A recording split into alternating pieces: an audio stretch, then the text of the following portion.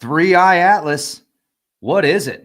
Well, we're going to talk about Well, what NASA won't tell you. Ladies and gentlemen, I've got David Drew with us today. David Drew is a genius when it comes to electric universe cosmology, amongst other things, plasma cosmology. You should check out his website, plasmacosmology.net. He recently did a video with the Thunderbolts Project describing 3i Atlas and its electrical nature. I was blown away. I've been following this thing since I first heard about it. Actually, I was one of the first people to report on 3i Atlas outside of Professor Loeb. And man, you knocked it out of the park. The really interesting thing about this, David, is the way people are divided. You've got half that says it's just a comet, there's no way it's anything else. And then the other half says it's an alien spacecraft. So I can't prove either of those are wrong yet. But I think now that we got you on the show, you're going to explain to us in great detail.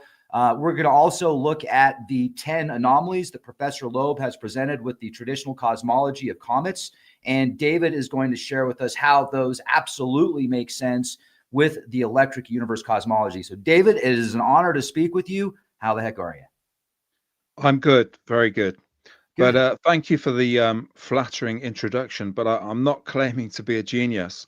I'm very much an amateur enthusiast in all of this. There are plenty of very clever people associated with the Thunderbolts project, no doubt about it, from an electrical engineering and cosmology background. But I'm very much an enthusiastic amateur, and I like to try and communicate and summarize a lot of this material. I appreciate that.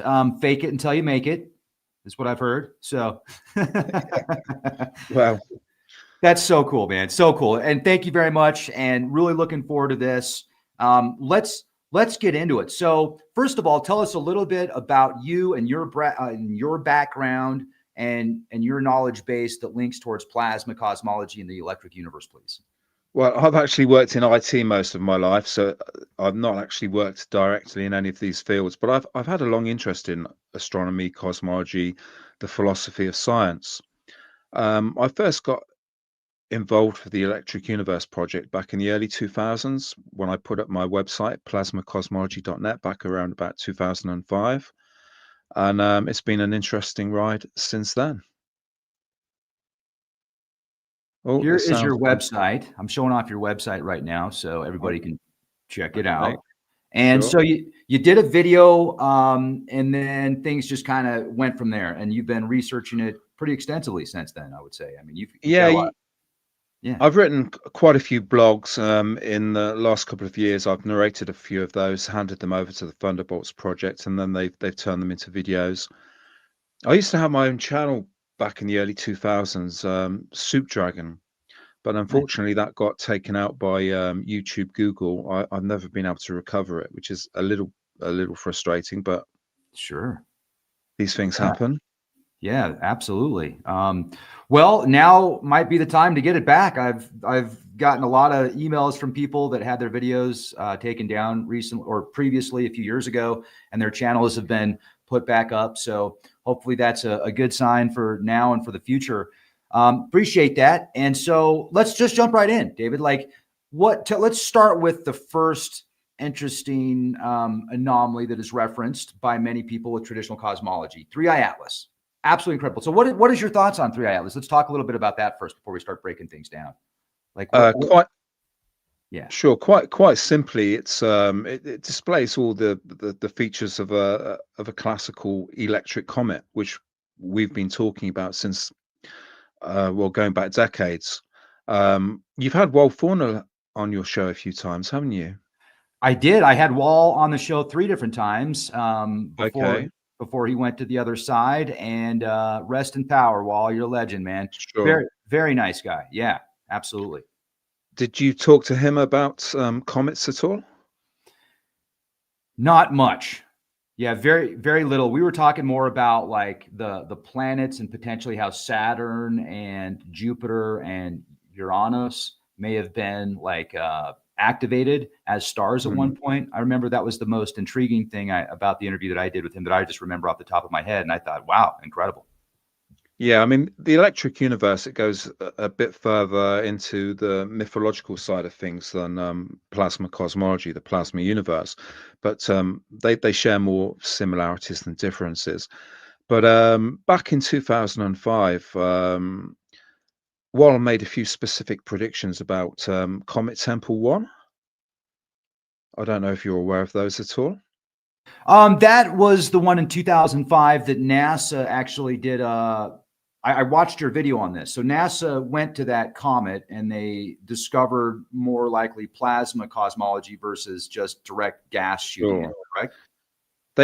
They crashed something into it, and while Thornhill predicted beforehand, he said that basically there would be a much brighter flash than anticipated, that the impact crater would be much smaller, and that as a result of the electrical interactions, the satellite feed would probably break down temporarily. The electromagnetic interaction would create a kind of a cushioning effect and the flash, and that's exactly what came to pass. So that was early demonstrated the early predictive power of the electric universe. And Okay. when we look at comets now, um, we hear a lot of alien speculations, which which is all fascinating. The whole alien thing is fascinating enough, but I think in many respects it only serves as a deflection, rather than any meaningful discussion about the failure of the predictions relating to the dirty snowball hypothesis. The focus in the mainstream media is on, is it an alien spacecraft, or an alien satellite, or what have you. But I think most of the features that 3i Atlas has displayed so far are a classical electrical phenomena in a plasma universe.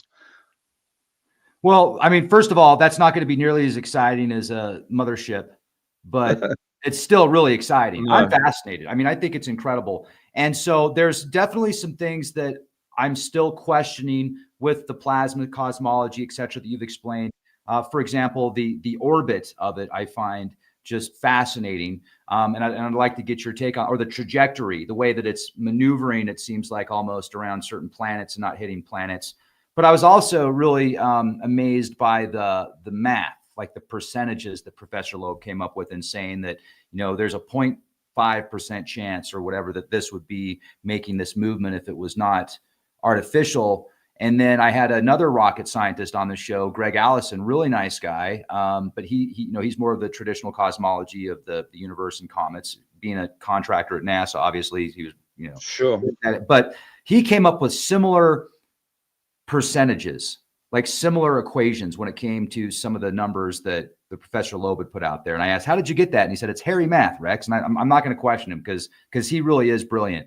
But so let's get into that if we can. So like the first anomaly that is referenced by Professor Loeb is its retrograde trajectory being aligned within 5 degrees with the ecliptic plane of the planets around the sun. He says there's a likelihood of 0.2% of that. What is your take on that, please? And Diamond made it from the chat, so I'm just going to bring him in. And hey, Diamond, good to see you, brother. Thanks for joining us. Good. How you doing? Good to be here. Thank Good. you for inviting me. Absolutely. Hi. Thank you for making it. So, Diamond, David, Diamond. We're at number 1 right now with the anomalies of 3i Atlas in the traditional model of cosmology. Sure. I mean, I've heard Avi Loeb quoting a few fairly random figures. I mean, a lot of these mathematicians, they're brilliant people, but you can always play around with mathematics, to come up with to support various ideas. And this figure of, as a 0.2 or 0.5 chance of 3i Atlas coming in on the ecliptic. Well, there's 360 degrees in a circle. So, there's a 1 in 360 chance that it could arrive on the ecliptic plane, as I see it. Does that make sense?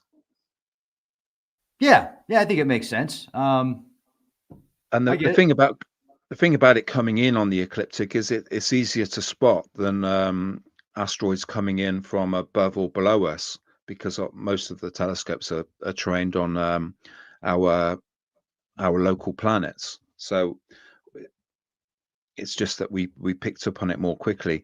I think that the fact that they can come in from any random angle, the fact that it's on an ecliptic plane is just that, random, really. Yeah, I couldn't agree more by what you said there. You have to think about it this way. We've only been observing objects in space for so many decades. And it's only been recently we can spot these objects far away, like 3I Atlas was spotted far away, beyond Jupiter. And it was outbursting then beyond Jupiter, and they still are using the dirty snowball model.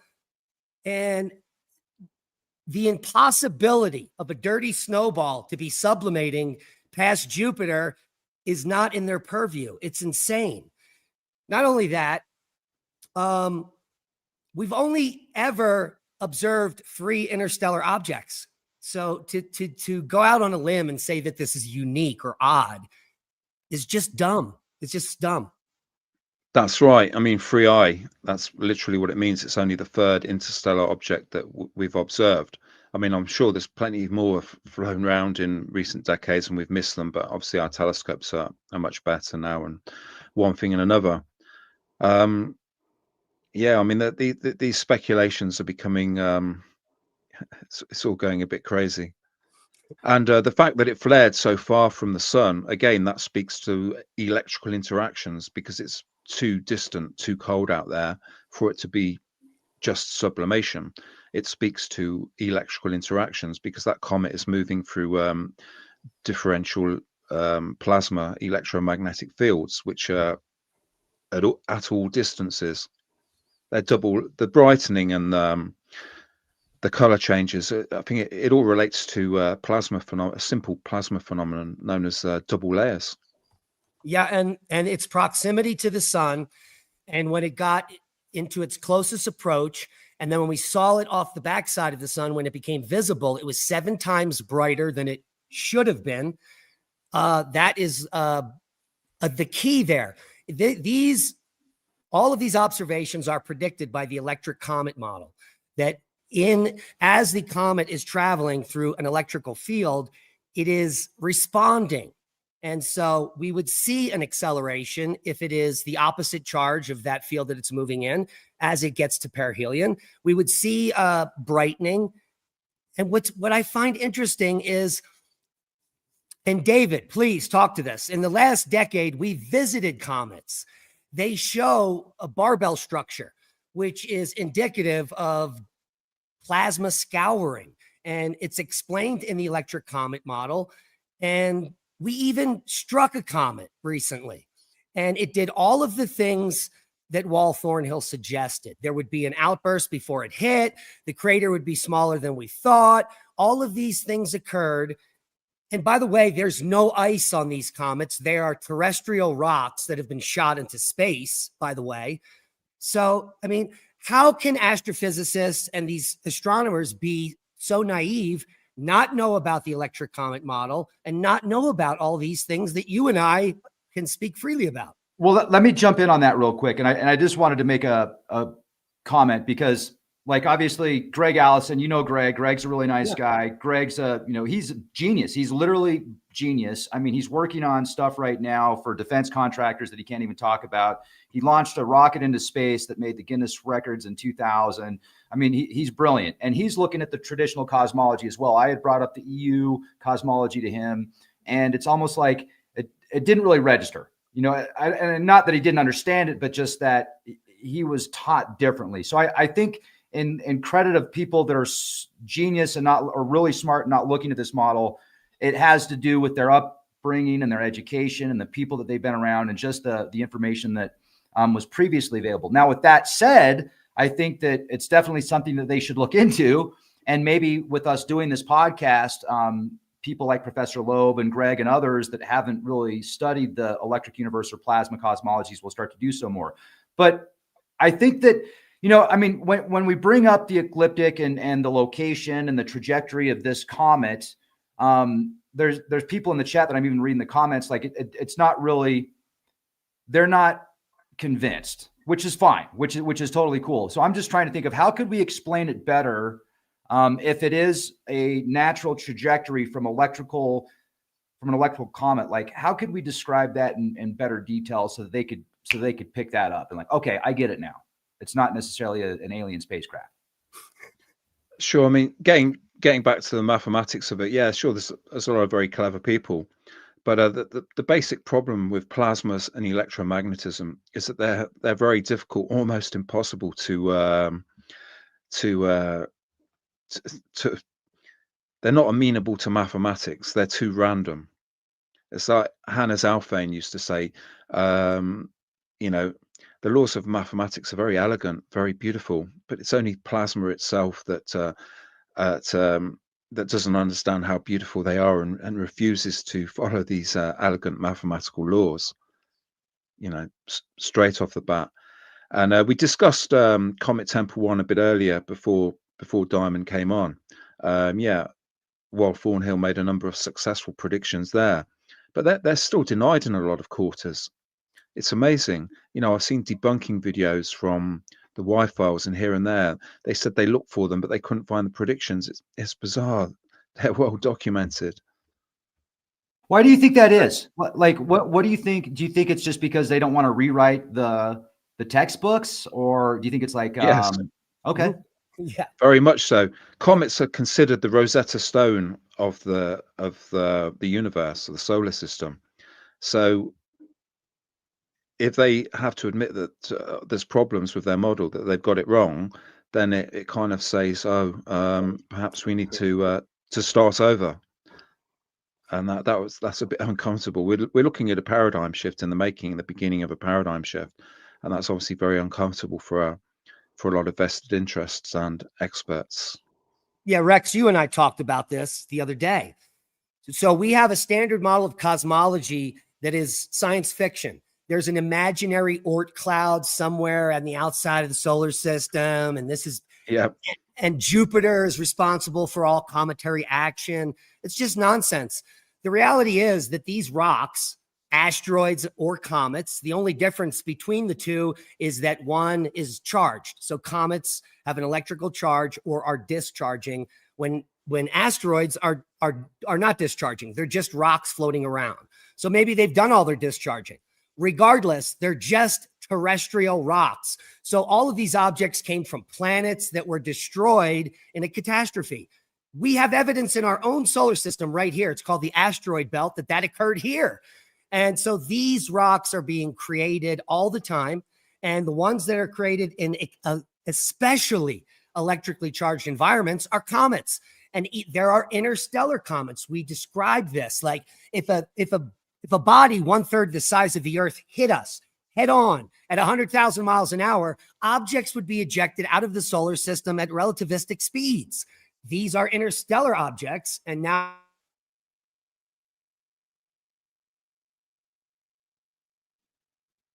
Well, what's happening here, though? We lost you, Diamond. We got interstellar objects. He'll probably be back in a minute. It might be the internet connect. There you are. Hey, we lost you for a second, buddy. You said interstellar objects, and then you froze up. Yeah, I mean, I agree 100%. We're not looking at dirty snowballs or snowy dirt balls, whatever they want to call them. I mean, if that was the case, they'd be like scoops of ice cream, you know, they'd be melting, they'd be evaporating. They're not. They're rocks, with some of them with high metallic contents. They don't just discharge, they constantly charge and discharge. And you see, you get the different glows and various patterns and signatures. And the high metallic content, that, you know, they can hold a certain charge. Double layers form around them, so that it's not a gradual process. Charge differentials build up in the double layers, and at certain points, those double layers break down and discharge rapidly and brightly, and that's what we're seeing. And they can form filaments around them. If you look at a plasma board that you can buy on the high street, you know, the tendrils of plasma, that's also what we're seeing on these comets, these focused jets. And these focused jets, which are principally, again, electromagnetic, they can act as cosmic thrusters. They can produce anomalous accelerations, decelerations, slight changes of direction. Again, simple plasma EM phenomena. If you would you explain we're looking at images from, I think the Naval Observatory in Spain right now of 3I Atlas. These came out just a few days ago. And it does look quite a bit different than the other comets that they show. It's fascinating. And you actually did a great job explaining what is referred to as the anti-tail on this. Sure. David, could you describe that for us again, please? They call it an anti-tail. It's a sunward plume, and according to standard theory, obviously the dust and the tail should be behind the direction of movement, like the streams behind a jet airliner or whatever. But from 3I Atlas, the plume is pointing towards the sun. Again, it's an electrical discharge. If you in the laboratory, if you have two metal balls, you charge them up. What happens that the sparks jump between them? They don't jump away from them. So you've got the excited plasma, electrically excited by the sun, and occasionally the plume will point that way. The 3I Atlas plume was particularly notable because of its size and its duration. It has actually happened before, sunward plumes, but it's been more noticeable with, in particular, with 3I. Yeah, and when you brought up the plasma ball that you buy at the mall, right, with the tendrils. Yeah. So the anti-tail is when you're pointing your finger towards the ball and you touch the surface, the plasma stream comes to your finger. So exactly, the sun is your finger. So as it's traveling towards the sun, if the charge is correct, then you're going to grow a tail towards the sun. It's that simple. Really, yes, that's simple indeed. I mean, from an electric universe plasma cosmology perspective, when we look at the universe through radio telescopes, we don't see a vast emptiness. We don't see vast emptiness vacuums between the planets and stars. What we see the filamentary structure of the universe. It looks like the human body, the nervous system or the cardiovascular system of the human body, and the filamentary structure of the universe is kind of the nervous system of the universe, you might say. Transferring energy, communicating. It's a living, breathing, intelligent universe. Right on.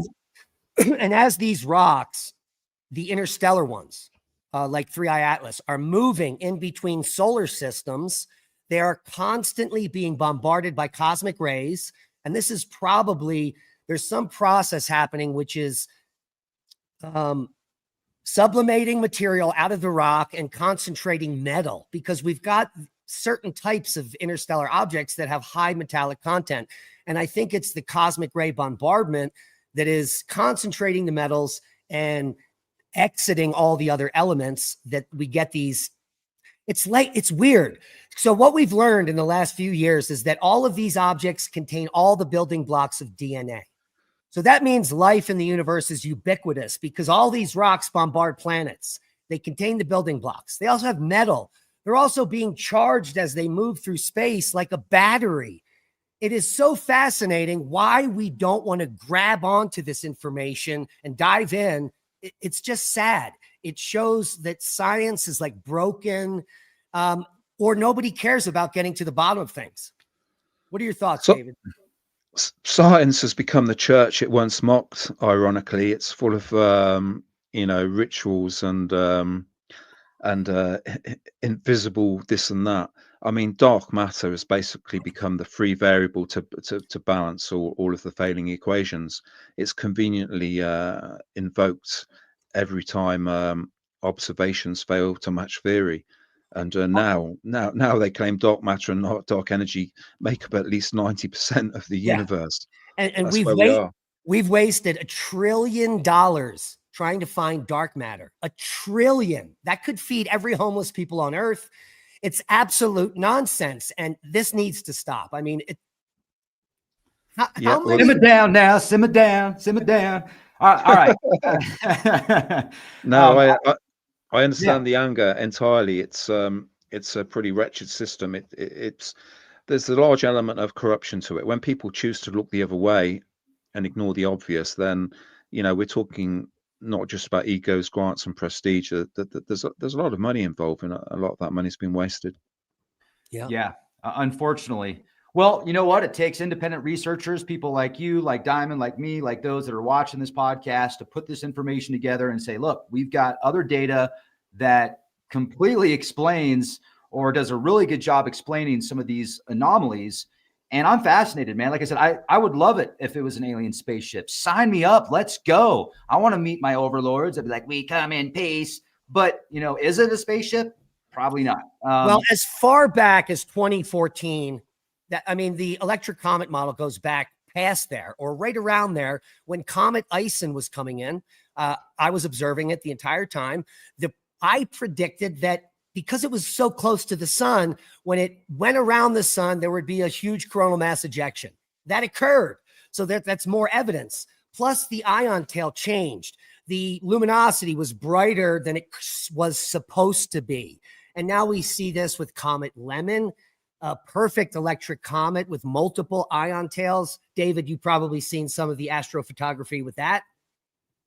Sure. I mean, these are electrical interactions. Not only do the comets flare towards the sun, but the sun flares towards them. It's they're trying to establish electrical equilibrium. Yeah. But it's not a simple gradual process.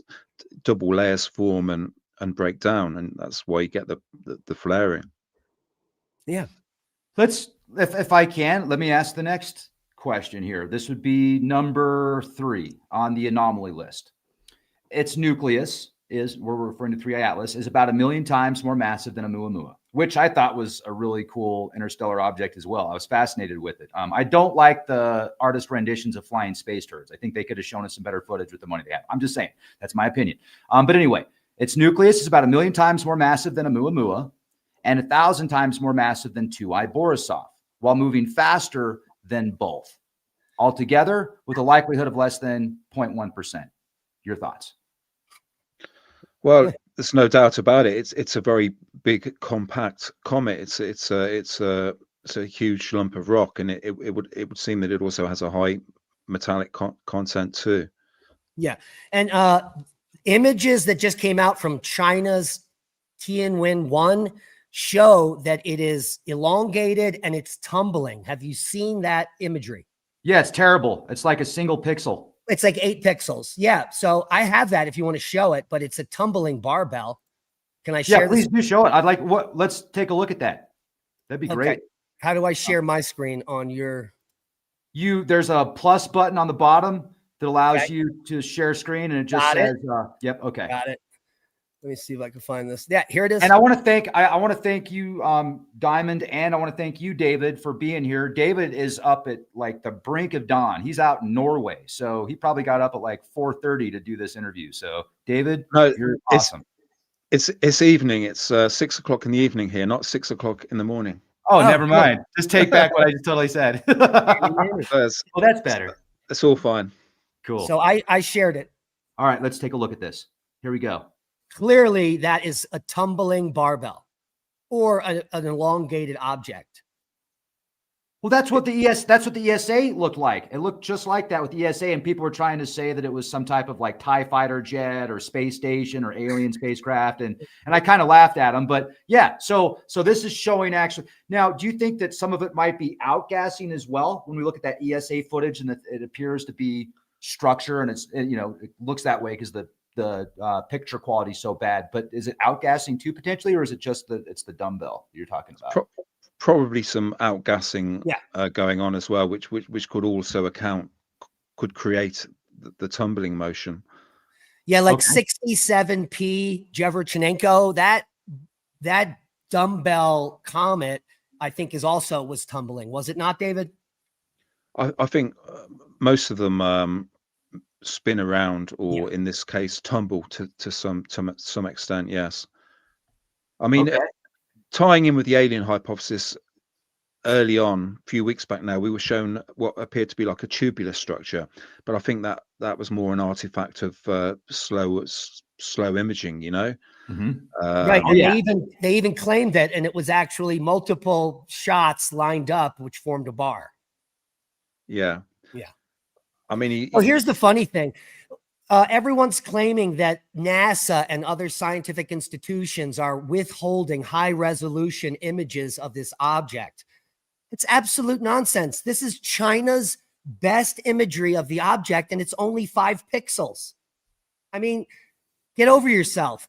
People just make stuff up. It spreads like wildfire. Everyone believes it. And me and David and Rex can't get the actual information out to the public. It's crazy. I mean, I'm not adverse to the alien hypothesis at all. I find it very interesting. Yeah. From a plasma perspective, we would expect to see our own galaxy, let alone the wider universe, teeming with life. But I'm not sure, you know, extraterrestrials with advanced technology would want to ride, you know, roughshod on a lump of rock. Or I think they'd Can have you more imagine sophisticated technology. Can you imagine being in a ship that's Yeah, tumbling and moving at yeah, 165,000 miles per hour? Yeah, that sounds great. Dude, you'd get dizzy. But they've got anti-gravity tech inside of the comet, which Right. keeps them secure. Yeah. It just looks like a comet.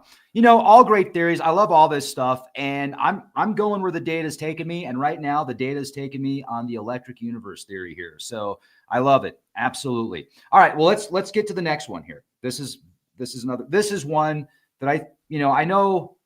Well, I'm just going to say, okay, number 4. Its arrival time was fine-tuned to bring it within tens of millions of kilometers from Mars, Venus, and Jupiter, and be unobservable from Earth at perihelion, with a likelihood of 0.005%. Oh, yes. Well, that happens with the planets, doesn't it? They can disappear behind the sun for a while, and we get eclipses and what have you.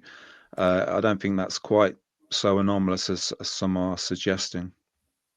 Okay. Diamond? Right. At any random time, if an interstellar object comes into our solar system, it is going to pass certain planets. That's it. I mean, this isn't rocket science. This is just random chance. And no matter when an object comes in, because the planets are always they're not synchronous. They all have different rotational periods. There will be some planets the object gets close to. There has to be. Sure. I mean, Avi picked up on one particularly interesting thing, which was that it appears to come from the same region of the sky from which we picked up the famous WOW signal back in 1977. I Yeah. thought, well, that's an interesting coincidence. But if we talk about catastrophism, large chunks of rock being blasted off from planets, possibly even this planet in the past.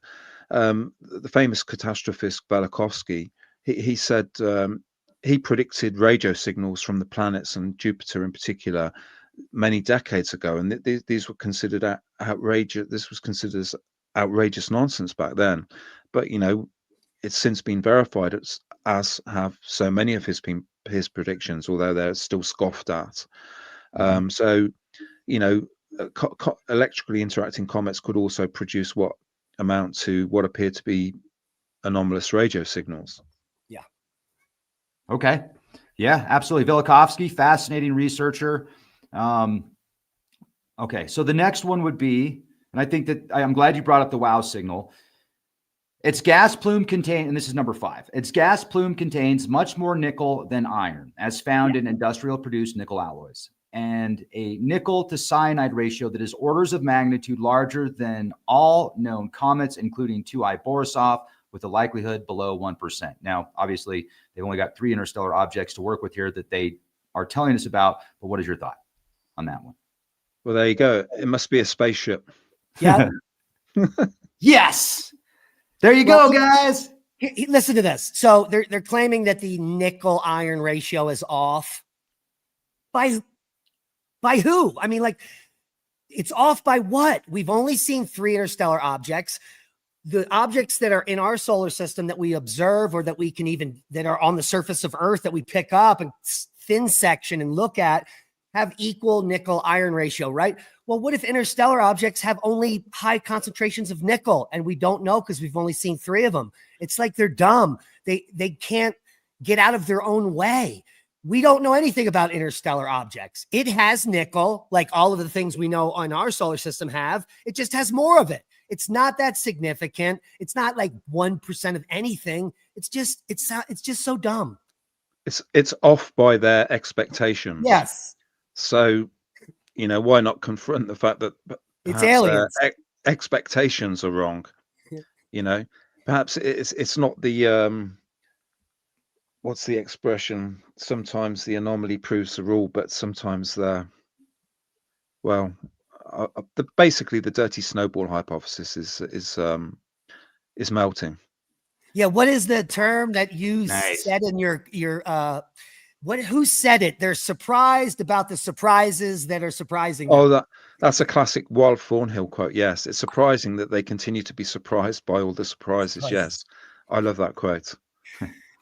Well, they say the exception proves the rule, but I think in this case the rules and the exceptions, well, all that. So I got to say, Diamond, your filters are almost there today. Like you're doing better. I appreciate it. Diamond just speaks his mind. So folks, don't get offended if you don't agree. That's one thing I love about you, Diamond, is you don't sugarcoat things. It's really interesting. Like I'm fascinated with this object. I'm conceptualizing the nickel alloy. So if this thing is odd from what we know, because it's mainly nickel and it's not producing the iron to go with it, or we're not seeing the iron, could that be because it's been traveling so far in deep space that all the radiation could have evaporated that or something? That's what I alluded to earlier. If this object has been bombarded for billions of years or however long it took to get here by cosmic rays, it may change the chemistry. So the objects in our solar system may be more balanced with nickel and iron, but long-term interstellar objects, the iron may all be depleted and it's just only nickel. That's the explanation. It's so simple. Would you agree with that, David? Certainly. We keep finding comets which are rich in nickel and poor in water, which it makes no sense for the dirty snowball.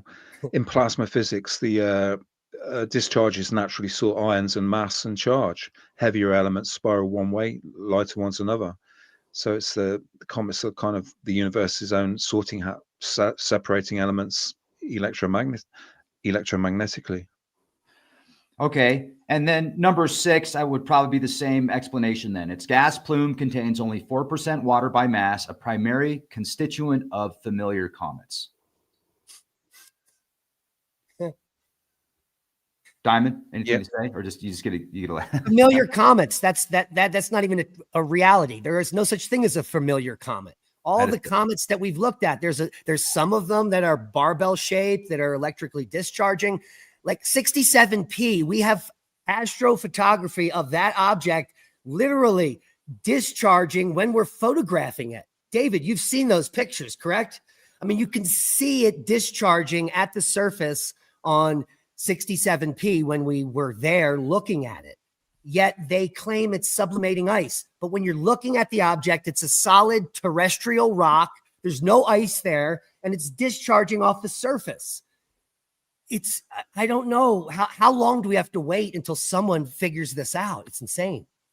Yeah, I mean, Walt Thornhill used to refer to these focus jets as magic nozzles, because in the dirty snowball hypothesis, they theorize that they're cryovolcanoes.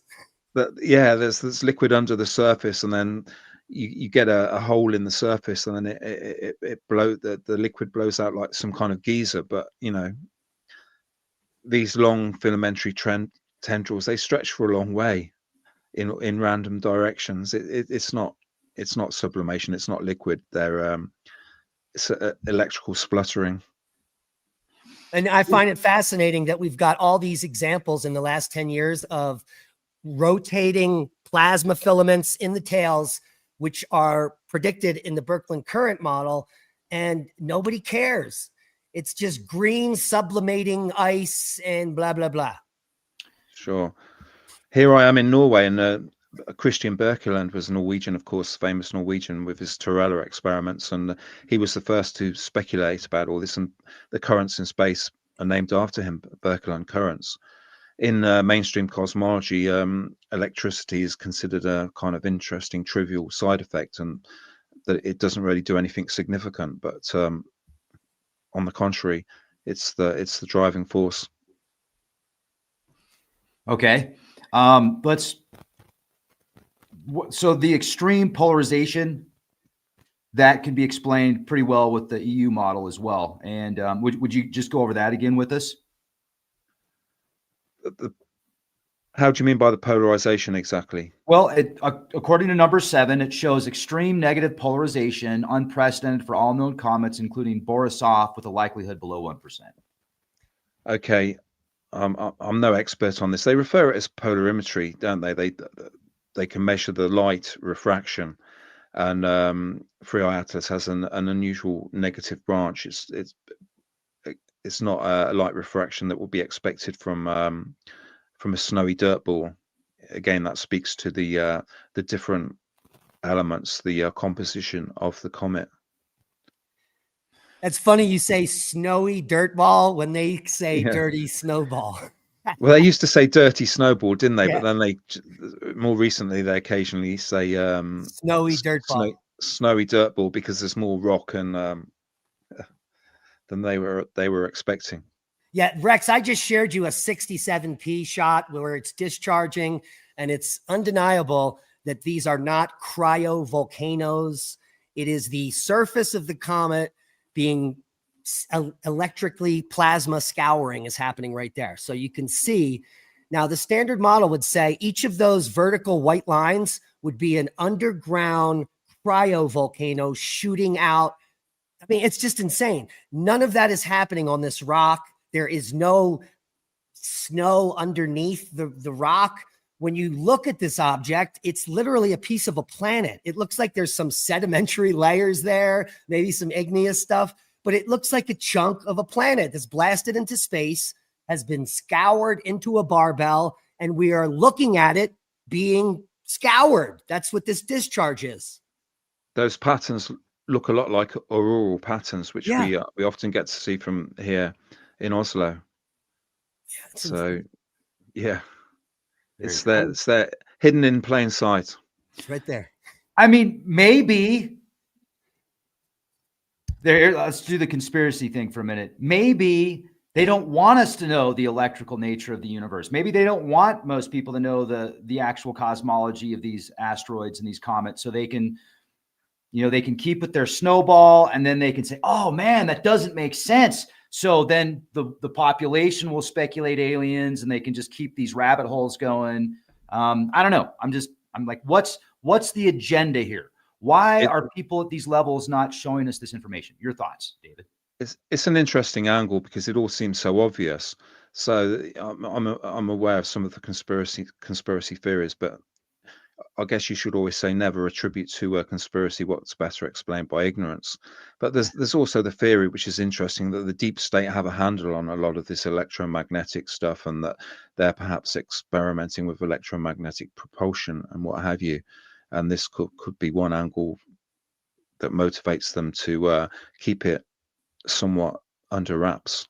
It's a possibility. Yeah. We'll come up with some math. 0.005%. Hello. I agree with David wholeheartedly on that. There's probably very high tech right now that exists that's using the electrical currents in space as propulsion. So it would make sense, wouldn't it? I mean, it's not space isn't an empty vacuum. It's alive with plasmas and electromagnetism. So, just tapping into these subtle forces. What's gravity? We say anti-gravitational effects, but if gravity is electromagnetic in some respect, which is a strong possibility, then it would make sense. According to the textbooks, electromagnetism can be shielded, whereas gravity cannot.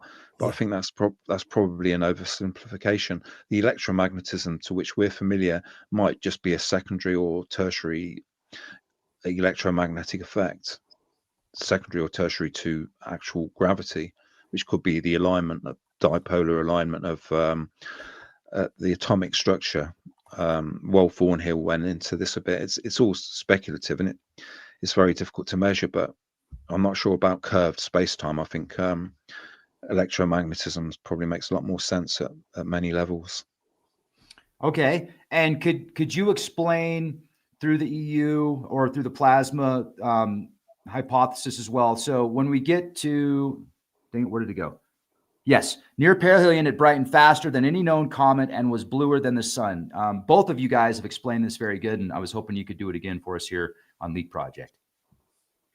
Well, we expect some brightening as it gets closer to the sun. Some of that could be explained by heating sublimation, but it was brightening and changing colors too far from the sun to be explained by the standard model.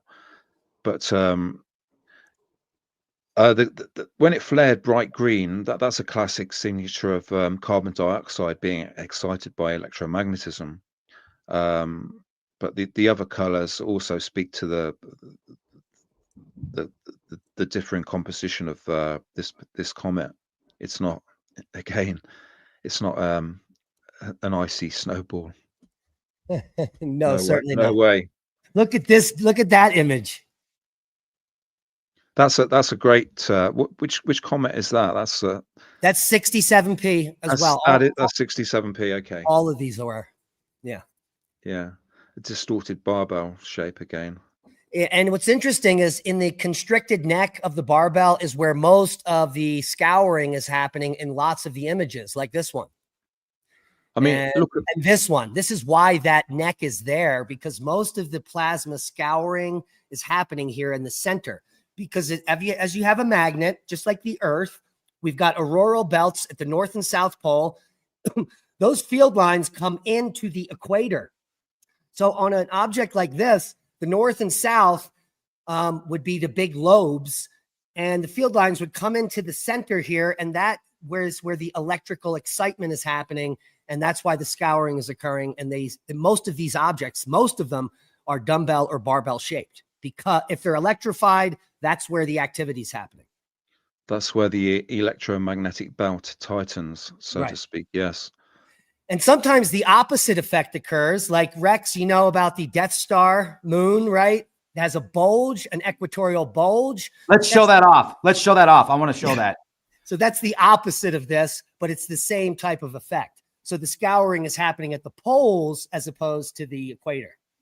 Okay, so Iapetus. Folks, I'm telling you, Iapetus looks identical to the Death Star. It looks literally like the Death Star.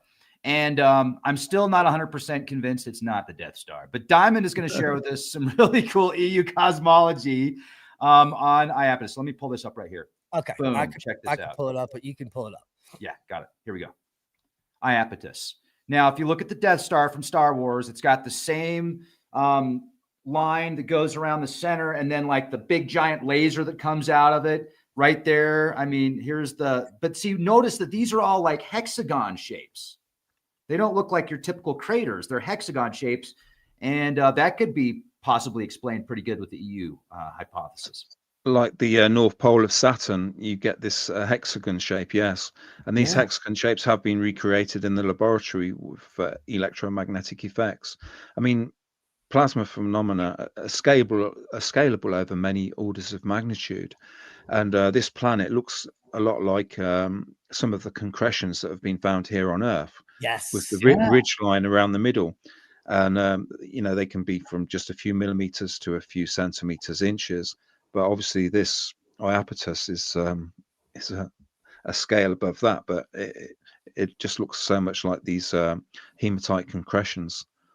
So those concretions are not exclusively geochemical. As a geologist, I was taught these are long geochemical processes. The problem is in the textbooks, they do not talk about telluric currents or anything else like that, which is clearly driving these geochemical processes. And like David said, plasma scaling. So it's just like our model of an element with its orbitals. is the same as looking at a solar system and is the same as looking at a galaxy. There are different scales of the same electromagnetic principles. As above, so below, the microcosm and the macrocosm. Yeah. 100%. So Diamond, explain to us how this 11-mile high ridge gets created around the entire circumference of Iapetus. The same way that the hematite nodule forms in the sedimentary layers of mud. What is that? I mean, it's unexplainable. David, how would you explain it? It's a long-term geochemical plasma-driven. So this is an electromagnetic forces that are creating these shapes that are ubiquitous. It probably also relates to the Fibonacci sequence, has something to do with the electromagnetic environment and why the seeds in a sunflower form that pattern. It's because of the environment it's in. The reason the comets are barbell shaped is because of the environment. It's nothing special. It's not aliens. And so it just is. It is the nature of the universe. They're natural patterns in nature, yes. Yes. In laboratory experiments, a number of EU tinkerers have put different dust and different surfaces down and blasted with them with electricity, and various patterns have been formed, including these circular concretions. So it happens. You're talking about Billy Yelverton, right? His stuff. Yeah, that's one name. Yeah. Yeah, he's I've watched some of his videos. He's done some great stuff. So you can recreate like all of the landscapes on Earth, like Bryce Canyon, by simply putting sedimentary materials on a plate and electrifying it. And it changes, and then you get hoodoos and spires. You don't just need water and wind erosion. So the complete picture of how landforms on Earth form and all planets is incomplete. It's just not air, wind, and water. There are electrical forces that are creating these. And water and electricity very often form very similar patterns. Yes. Yeah. So that's what I'm talking about. Like Star Wars is a documentary. Let's talk about the Grand Canyon. The Grand Canyon, all of that eroded material, we can't really find it on the other end. So where did it go? Where did all the outflow go? Yes, exactly. And it's probably a bit too much in the way of cognitive dissonance for a lot of people to consider that the Grand Canyon was possibly a giant electrical strike or one of the thunderbolts of the gods, which the ancients talked about. Yeah. But if you look at the Grand Canyon from distant aerial photography, it looks a lot like smaller lightning strikes in the ground. And if it was cut by water, why did the water flow uphill? Why did it cut a canyon through a high plain? Why did the water not try and go around harder layers of rock? Why did it cut through soft and hard layers of rock? As if they were the same constituents. Yeah, there you go. There's some great pictures. They look like lightning strikes on a grand scale. And it goes all the way down to the Precambrian. I mean, it literally cuts through the entire sedimentary layer there, all the way to the basement rock. I'm just showing how much it looks like the Lichtenberg effect. Yeah, that's exactly what you get from electricity. Yep. So this, I mean, if there was a giant thunderbolt of the gods, major plasma discharge from a planetary body potentially, and it hit Earth, it would create the Grand Canyon, and the Grand Canyon looks just like this Lichtenberg stuff here, which is made with electricity. And then how about Valles Marineris? Right. Valles Marineris on Mars. Yeah, it's almost identical. And you've got that classic barbell shape there as well. It looks like a spiral galaxy side on, a classic electrical pattern structure. So if Mars was close to Arizona and a lightning bolt struck due to electrical discharge, just like static electricity, you could instantly create the Valles Marineris and the Grand Canyon in an instant. In seconds or minutes, perhaps. Yes. I mean, it would be a terrifying thing to witness, but it's a strong possibility. Yeah. Before, was this the Younger Dryas event? No, Be no, difficult. Possible. It's very difficult to put a time scale on these things, but around about the Younger Dryas, time of the Younger Dryas, was about 12,500 years ago. Things happened, didn't they? Very spectacular things. I don't think it was just a comet and hitting the Earth and floods and what have you. I think it was possibly something far more spectacular than that. Orbit, the planets possibly shifting on their orbits and sparks jumping between them. Again, this all sounds crazy to the uninitiated, but the scars, the electrical scars, are there. And I think that there's a lot of. Well, also, there's more evidence, Rex. So if the Grand Canyon was formed in an instant, there is more areas in the West here that are the same. Bryce Canyon. And Canyonland. Out at Bryce Canyon specifically, and near there is literally on the plateau here, a canyon that is weathered 1,000 feet down but there's no outlet. So there's no way water could have weathered the canyon. It's just a hole in the earth that you look down into and you say, where did the material go? How is it missing? As a geologist, I was flabbergasted. I'm looking into this hole. There's no way this could be erosion because there's no way for the material to get out.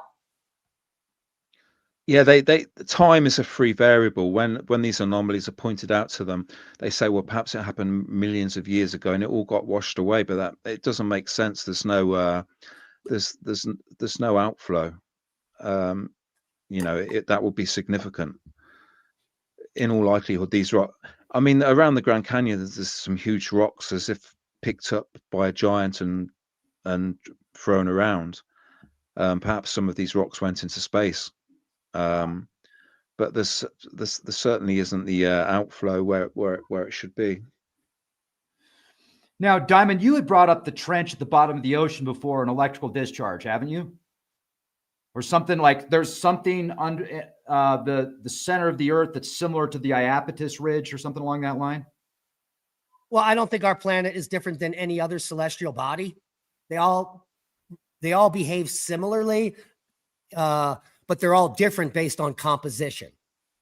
Like a gas giant is nothing like an Earth or a Mars, but Earth and Mars are probably very similar because of their composition.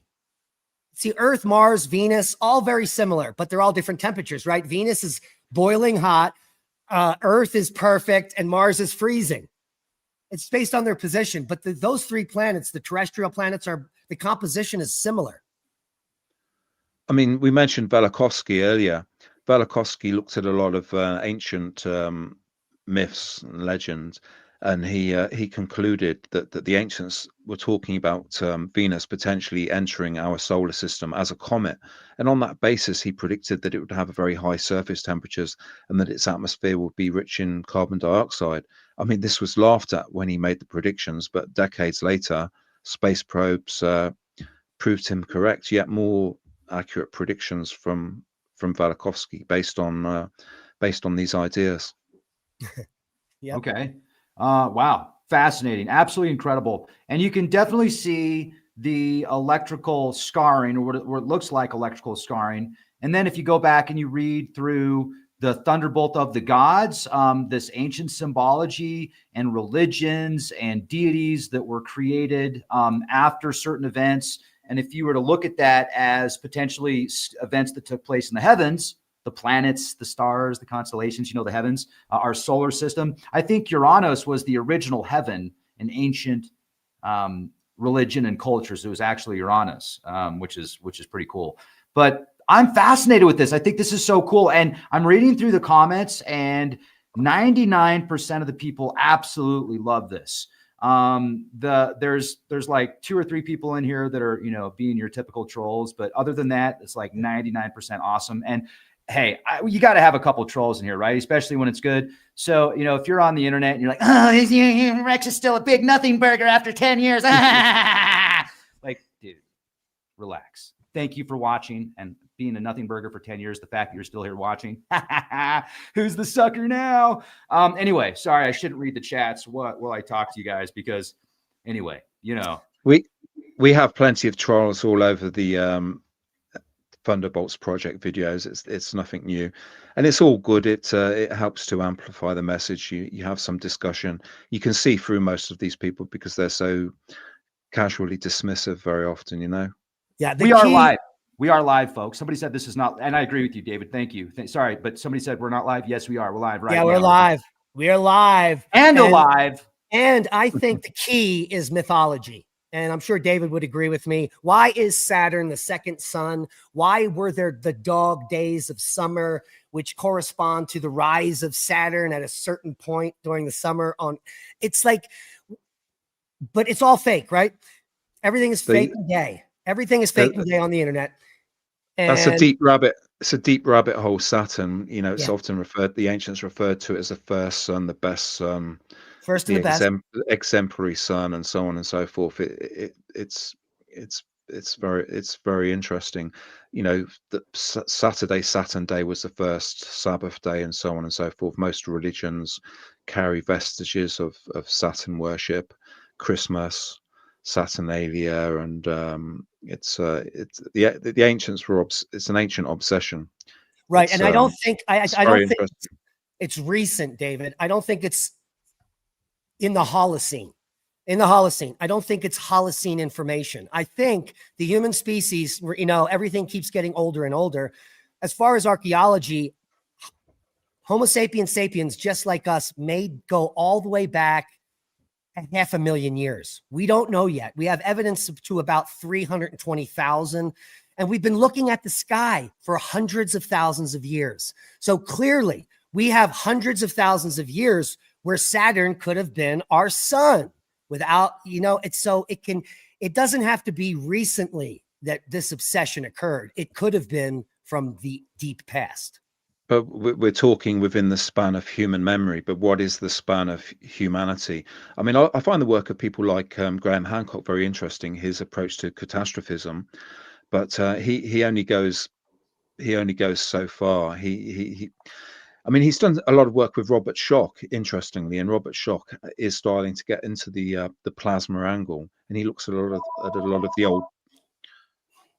He looks at a lot of the old petroglyphs, and he says, well, actually, yes, these do resemble plasma formations in the sky. The similarities are very strong. Not just the similarities with the patterns. You've also got the positioning and the alignments. There's a number of factors.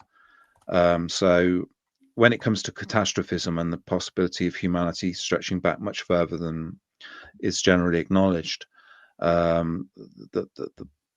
the plasma electromagnetic angle opens the doorway to a lot more, to a much broader view. Right on. Well, okay, so I got one more here from the anomalous behaviors based upon traditional cosmology of 3i Atlas, and it exhibits non-gravitational acceleration, which requires massive evaporation of at least 13% of its mass.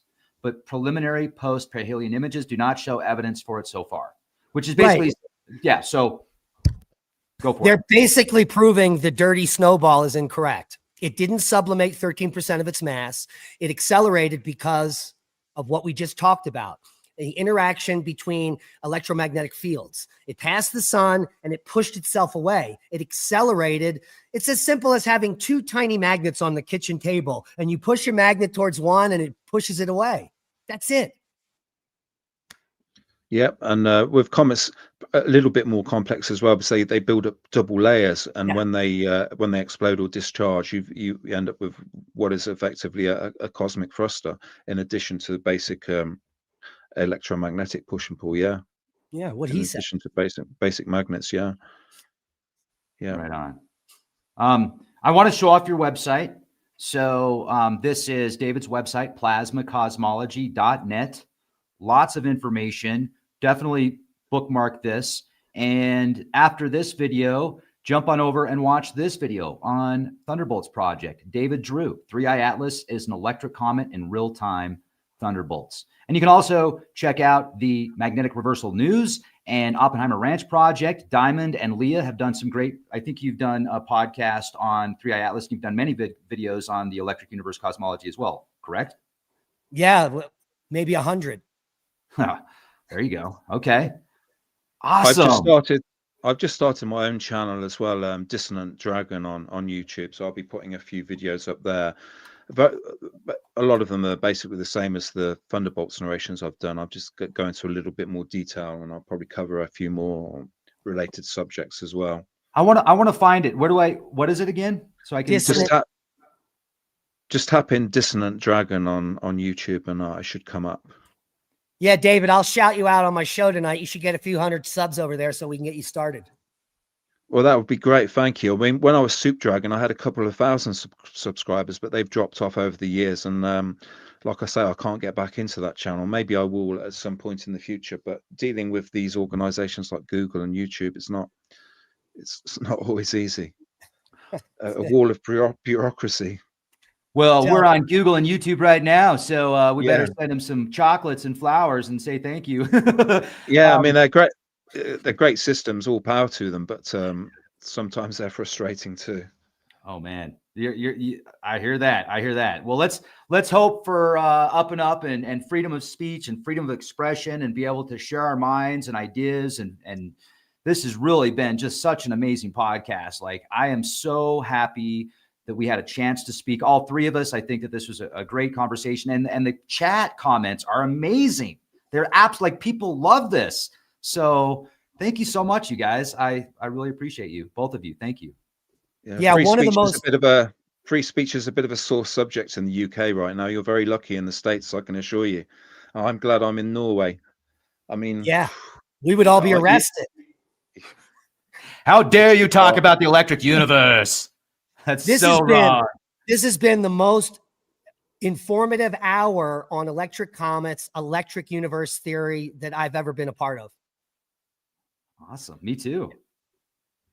Well, let's do it again. Can we do a follow-up? I've really enjoyed it. Thank you. I'd love to do a follow-up. Yes. Fantastic. Thank you. I have too. All right. Well, thank you everybody for being here with us. I'm going to leave the links in the video description box. And somebody just asked again, can you please post David's channel? So here it is, Plasma Universe, Dissonant Dragon, El Dragon Dissonante. And hit the bell for all notifications. Also subscribe to the Oppenheimer Ranch Project if you haven't already, and Magnetic Reversal News. And jump on over to our Rumble page. And if you would, please jump on over to our Rumble page and subscribe. It'll take you 90 seconds. It's totally free. And leave a comment for the algorithms and be the change you want to see, everybody. Thank you very much. Thank you. Have a great weekend, everybody.